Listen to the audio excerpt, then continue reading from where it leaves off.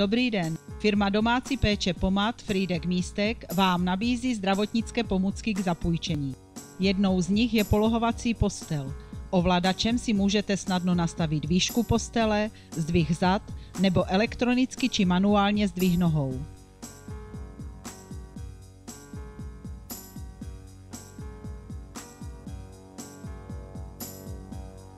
Postel dodáváme se základní antidekubitní matrací. Součástí jsou také odnímatelné sklápěcí postranice a nastavitelná hrazdička. Celou postelí lze popojíždět a poté zajistit proti pohybu.